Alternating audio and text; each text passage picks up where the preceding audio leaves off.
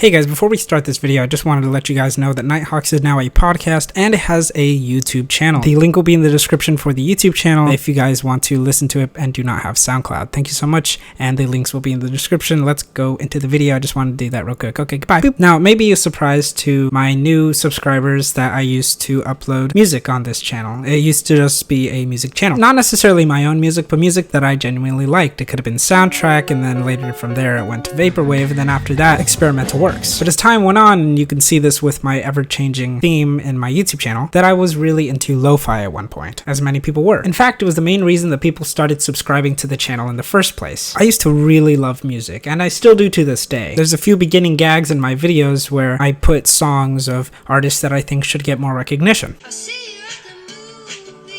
But I ask myself sometimes, why did I stop? What was it that made me stop uploading lo-fi songs and instead just begin making consistent commentary videos? Well, that had to do with the decline of lo-fi. Now, if you've seen my older videos from the beginning of this channel, you probably know that I am not new to making these long-winded video essay type of scripted videos. Most of them were about things that I was genuinely passionate about, and right now I'm getting a little rusty when I was writing the script. So right now I'm going to be reading off the script, and I usually do this so I can organize my thoughts so I don't just ramble on without actually making coherent arguments. I want to make sure that all my points are valid and validated with evidence. So today we're going to be talking about lo-fi, something that many people are passionate about. But of course that includes myself, and in this video I will be talking precisely about the decline of lo-fi. That's kind of the thesis of this entire thing. But before we talk about lo-fi, let's talk about the history of lo-fi and the aesthetics that were associated with it, particularly why they became so popular. One of the biggest names that you will hear in association with the creation of lo-fi will be Nujabes, a Japanese artist who made lots of hip-hop, trip-hop, and of course lo-fi music. One of his most notable works was of course making the soundtrack for Samurai Champloo, and when he made this music he sampled a lot of Japanese artists, pianists, guitarists, and jazz musicians that are still being sampled to this day in a lot of lo-fi songs. Not just with lo-fi, vaporwave, future funk, a lot of other types of genres are also being influenced by Nujabes samples. And of course that also includes the aesthetics. A lot of Japanese text and words and phrases can be seen with album covers, live streams, and even some Japanese words and dialogue may be used in some lo-fi songs. But why exactly? And of course that goes back to Nujabes. He worked on Samurai Champloo, and there were many other notable animes such as Cowboy Bebop that also had a lot of jazz influence when they were making the soundtrack for it. And this is why every lo-fi live stream has an anime girl studying in a room. They also use a lot of other types of anime such as the Garden of Words, which showed this kind of mundane life of just going around doing very simple tasks such as getting some groceries or just driving around town. It's familiar and it's comfy. At least that's what it was like at the time. After many notable names such as Tompa Beats and Perpan began to make lo-fi music, they became modern musicians of the genre. Kind of how Nujabes was very important back in the 90s, they are very important in redefining the genre now in the early 2010s. People began making live streams and playlists, and they were finally making something out of this subgenre of fans that was pretty much making it into the mainstream. The live streams are one of, if not the biggest reason lo-fi became known into the public eye. They were recommended to everyone on YouTube, and the more they were recommended, the more people started watching, the more people who started watching, the more they started recommending it. I don't really need to explain the YouTube algorithm. And then lo-fi blew up, but to a strange proportion, to the point where you couldn't even tell what was lo-fi and what wasn't. One notable example of this is In Love with a Ghost, an artist that I am a pretty big fan of, and they started making their own music. However, people started calling their music lo-fi. Even though that in his channel description, you could go right now and check it out, he is sure to let you know that he doesn't like lo-fi at all. But people didn't listen, and the art style in his videos and his music became a staple into the modern lo-fi genre itself, and its aesthetic. At this point in lo-fi's history, there are playlists on Spotify, and it hits mainstream completely. Everybody who has access to music can listen to lo-fi for hours on end. People are using them in the background of their video essays, and now it's become something that everybody listens to. You can play lo-fi and nobody will tell you to stop. But the great thing about it is that there's this endless supply because of how easy it is to make. And that, of course, is where I think the decline of lo-fi began. Oh, what the hell can I do? Fill pages.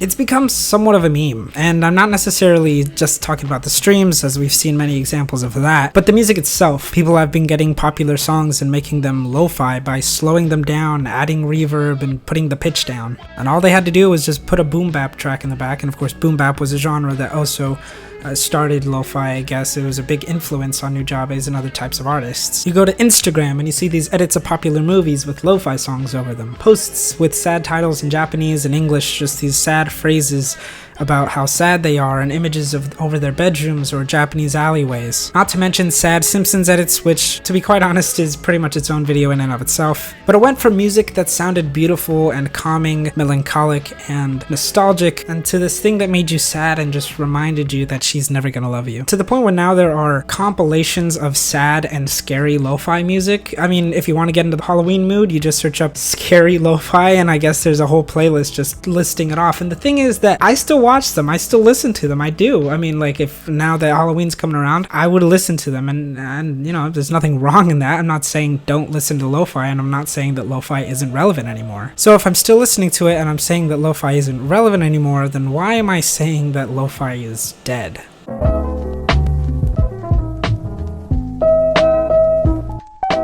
In my opinion, lo-fi has died out in the public eye. Back then, when it was popular, I used to have long discussions deconstructing the genre, talking about different types of artists and music and why they're exactly effective, which, to be honest, kind of spurred on Nighthawks, which is my podcast. You guys should totally check it out. There's a link in the description. But like I said, I was talking about particular artists such as Tompa Beats, Patsu, and Japan. Of course, now I'm not that deep into the genre as I used to be for a few main reasons. The first being that there were way too many artists to listen to. But there were only a few notable names that were actually being popularized. With music, that's all you hear, and now with bedroom pop, there's Clairo, Still Woozy, and Mac DeMarco. And now you have these names like Jack Stauber entering the mix. When he doesn't do bedroom pop, he makes experimental pop. In fact, his type of pop is music that is shown to make fun of pop and to actually try to redefine the genre, while bedroom pop is, if anything, going with the conventions of pop. The second reason why lo-fi is declining in popularity is because it's being replaced by bedroom pop. Now, with bedroom pop, there is a mix of the two things that lo-fi gave us. That, of course, is happy music and sad music. The music of lo-fi was supposed to be relaxing, similar to boom bap or trip hop, as if it's something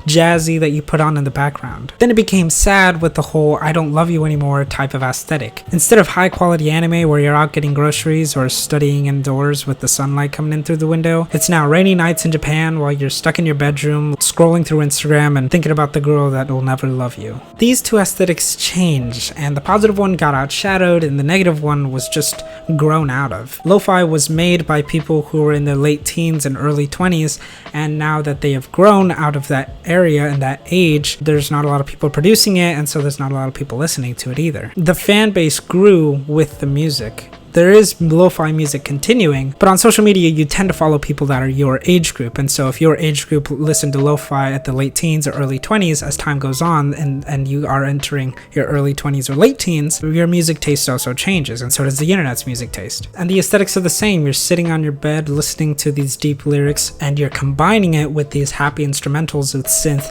and nice boom bap types of drums in the back. Simply put, bedroom pop fucked lo-fi in the end.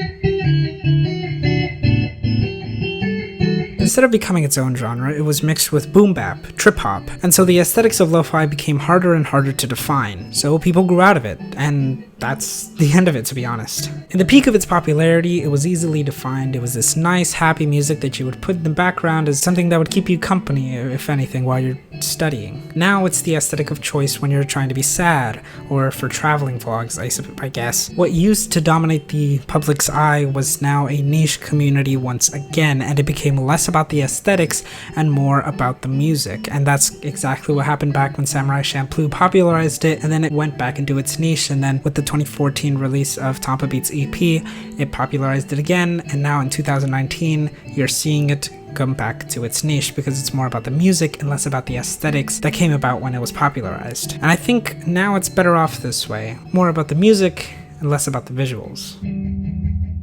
Holy crap, I cannot believe you just saw that entire thing. Wow, you deserve a cookie. Now please just note that all these points that I do are completely my opinion. They're not facts, although I do use some facts to back up my points. Now if you like this video, make sure you like and subscribe. That is literally the easiest way to support this channel. And if you're new here and probably hate me, write down in the comments why I'm wrong. If I'm allowed to make a video rambling about lo-fi, then you should be able to do the same thing down in the comments and try to prove me wrong. But anyway, thank you Charcoal Rocks for subscribing. I hope you're having such a wonderful day today. Now join me next time when I become lo-fi hip-hop radio beats to relax/study to. Bye-bye.